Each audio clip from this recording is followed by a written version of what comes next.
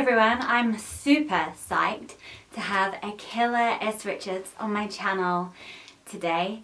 So Akilah was actually one of the first advocates of unschooling that I ever came across when I was a newbie unschooler many moons ago, and I've been connecting with her work, with her amazing podcast over the last few years, and this year she came on board with Disco, my unschooling course, as a guest educator. A really important part of our course that people really love. Akilah just released her most recent book, and it is one of the most accessible books about unschooling as kind of deep, radical social change work that I've read. I wanted to just ask her kind of 3 questions, really, bring some of her wisdom into my YouTube channel. Welcome, Akilah. It's so good to have you here. I've got 3 pretty juicy questions and I want to go in hard because your book makes no bones about the stuff, while also being obviously massively empathetic and compassionate. So here we go. What would you say are the top ways that mainstream education tends to continue the unjust and oppressive march of colonization? That question is often, unfortunately, one of the easiest ones to answer, Lucy, because I think so many of us across lines of generation, socioeconomic status, race, all of these things, so many of us have had experiences with the ways that school and the institution that houses schooling has been really harmful to us personally, and we've recognized how it's been harmful to us communally. One of the primary ways is that it takes away intuitive practice. The ways that, just as we learn how to walk as babies, and it isn't from somebody giving us instruction, there's observation, perhaps, for sure, right? This is assuming that you have 2 able-bodied parents who can walk, or that's around you somewhere, you're going to see that. So there's observation, but so much of learning in the uninterrupted years is intuitive. They test their boundaries. They recognize that they do have boundaries. They, as in we, young humans, get into this space of understanding not just our environment, but ourself in relation to the environment, and where the environment bends and folds and where it's unforgiving. When we are in school, that particular practice is shut down because now someone else is telling you what to do, when to do it, whether it is appropriate or not, right? There are rewards and consequences for compliance, and primarily consequences for intuitive practice. That's one of the first things. So what that is a colonizing of one's self, a colonizing of someone's body. Removal of consent is primary in colonization. So we take this sovereign being and we say, now you need to fit in here. We're going to colonize your life with our needs, our structure, to our benefit. That's one way that school perpetuates that.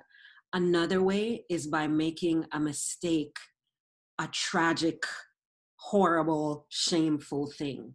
That is another form of colonization, because one of the elements of colonization is standardization, that everybody is following pretty much the same set of things. They all believe the same general things, because in order to perpetuate oppression, it has to be a group of people, or a group of people with power, believing in that thing and therefore acting in accordance with that. School, unfortunately, realistically, embodies that, in that it's a group of people who believe that children will not learn on their own. They must be taught. They must get consequences when they do something wrong, including when they make an error. It should feel like that's bad, and that really what they want to do is get things right as much as possible.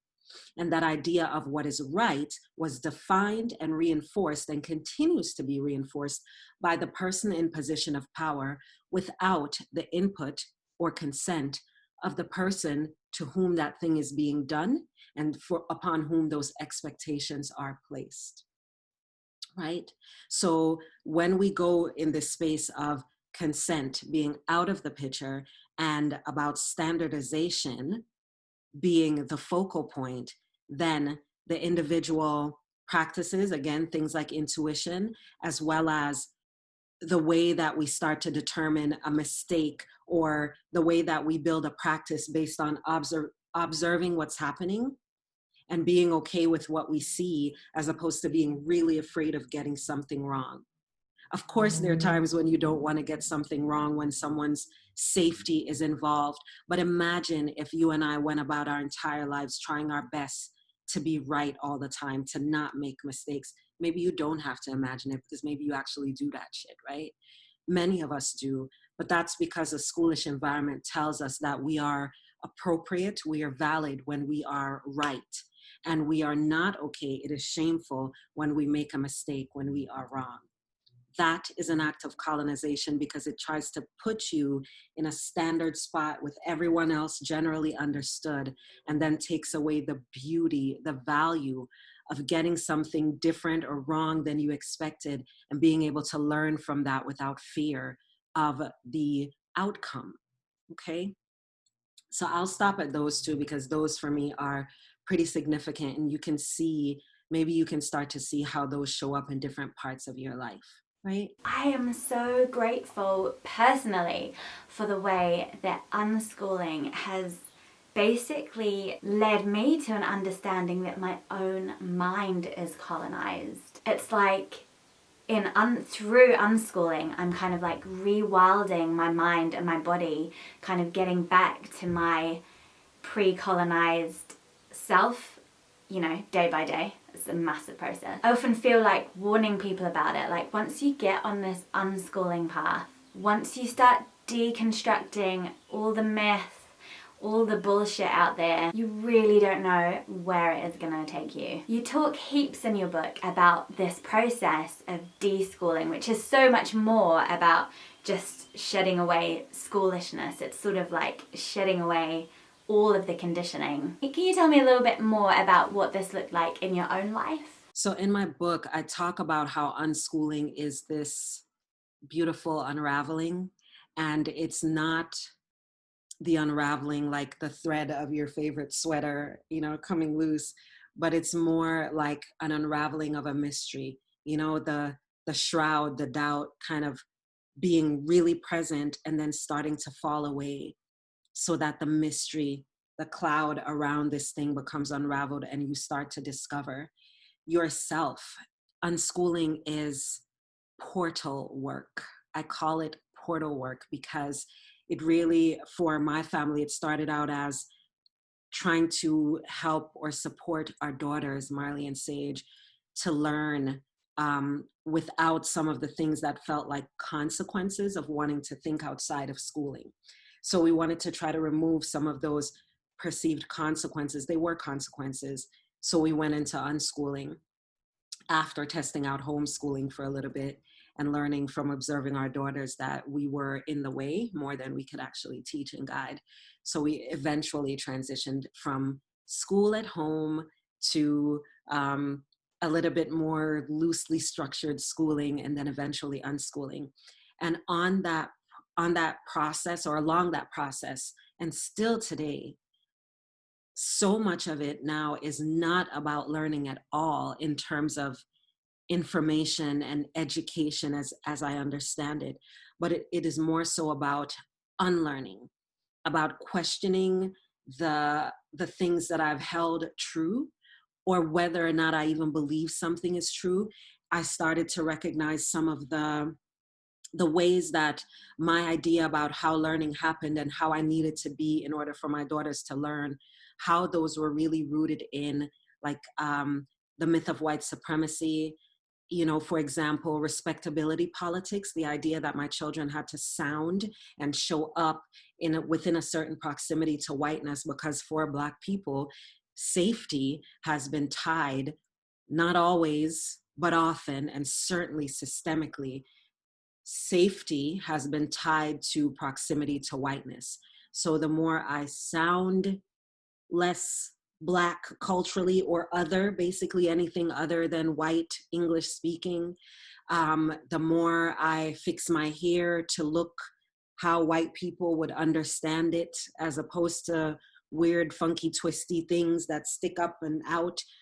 These are all ideas that some people battle with all the time, and that when those are the waters you swim in, when that's normalized and you just, at home you're one way, but then when you go out, because white people are there and you work for white people, and if a white person says something to a cop who's probably white, then all these realities, when that becomes the waters that you swim in, which it is for so many of us, you don't even realize when you're doing it. You don't even realize when you hold somebody else who looks like you accountable to a standard that is held and perpetuated by whiteness, a standard that is unrealistic for you, a standard that is oppressive for who you are, but one that is normalized and sanctioned in dominant culture. Those things affect our personal relationships. They affect how we see ourselves. They affect whether we are trustworthy or whether we trust other people.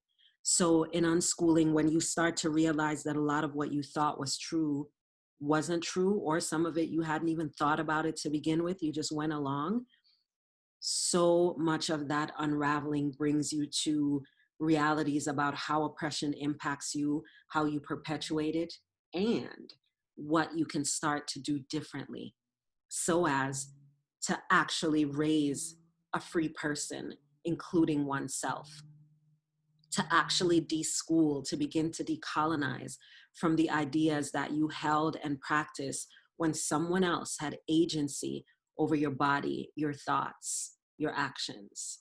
That's really what deschooling has been for me and for so many of us, and why I encourage a continued exploration of deschooling and how it's showing up for you. Unschooling as portal work. I love that. It is so true. Oh my goodness. So I am pretty future focused person. Have like big visions about the kind of beautiful world we can create together. Get so stuck in this narrow view about education. Like, we can send people around space in rockets, we can transplant lungs, but desk-based learning and standardized testing is the best we can come up with for like the whole of a childhood. Really now? So just as a creative exercise, I would love to hear from you what you kind of can imagine or envision for childhood and education for the masses in like 2050. Lucy, I like that question. 2050, visioning forward. First of all, I think right now, in the middle of a pandemic, it is critical, it is vital that we are constantly imagining beyond the old normal, that we are not trying to figure out how to hold on until we get back to that old normal, or to create some version that is inclusive of the old normal in some way. We have to be willing to reimagine. And because that reimagining also takes us back, as many of us as unschoolers are seeing, to old things, old practices, ancient things that we might come across because we're now in the space to come across it. We're bringing those things into our reality. They've already been around. And we're recognizing that a lot of the shit that we thought was like, oh, what could it look like? What if we could imagine? So much of that, actually, people way before us were living that way. People before us were living with the land in a way that was harmonious and not colonizer minded, in terms of taking as much as you can for as long as you can and then trying to react to the problem of being that way. No, being like indigenous peoples, Black indigenous, non-Black indigenous, the ways that across time, across history, we knew how to be in relationship with the land. And this isn't a romanticizing of old cultures that had problematic elements, just like all cultures had problematic elements in terms of equity, in terms of maybe practices that I now in my modern mind don't understand, or some that I do understand and don't agree with. Still, in all of that, for me, the power is in what we call in African culture, various African cultures, Sankofa work, right? West African culture talks about go back to get the thing that you need that's relevant now. So not to look back and dwell on the past, but to go back to bring in what has been rooted and tried and true and might be really good for you. So when I think about 2050 and beyond, Lucy, I think about a lot of remembering. I think about a lot of reclamation of old togethering practices. And I think about intuitive iterations of things that maybe my brain couldn't even imagine right now. And just as in unschooling, I don't need to. I don't need to know. I need to be in tuned. I need to think about the ways that I carry oppression. I need to think about consent and love and authentic expression. And then I need to really be present to see what's happening, to tap into it, to turn it into practice and ritual so that the people around me can be a part of my accountability team so that I know we're going the right way. So I imagine people of all generations being much more practiced at that, you know, at togethering in a way that is about consent and creativity and confident autonomy and self-directedness and love, love, love, love, love, love in a way that isn't defined by one person, but is practiced together beautifully. And that's what I want for us. That's what raising free people is to me. Yes, you know, one of the dictionary entries for crisis is the turning point when an important change occurs, leading to either death or recovery. And I really feel like, yeah, this could lead us to absolute regeneration. I feel like we are doing that remembering and that reclamation, even in the midst of these like terrifying times. It's like grief, trauma and stress, the intersection of so many planetary crises. Amidst it all, I feel like we are kind of drawing closer to one another, finding new ways of being with each other, breathing with each other, and honoring each other. I'm so grateful for this talk. Thank you so much. Everybody, you can get Akilah's book, Raising Free People, Unschooling as Healing and Liberation Work, wherever you buy books. It's wise, profound, but also just filled with conversations between Akilah and her daughters and real life situations, which just makes it feel like this really kind of nourishing read. Really practical. Akilah, thank you so much for being here, for gracing my channel with your wisdom and with the challenge. And I would love to hear from people who have heard this conversation with us. I'd love to hear any invitation or challenge that you're feeling around anti-racism work and decolonizing. Thank you so much for having me. It was so good to be here and to share with you and yours. And I'm looking forward to continued connection between and among us as we do this work, this liberation work. Thank you.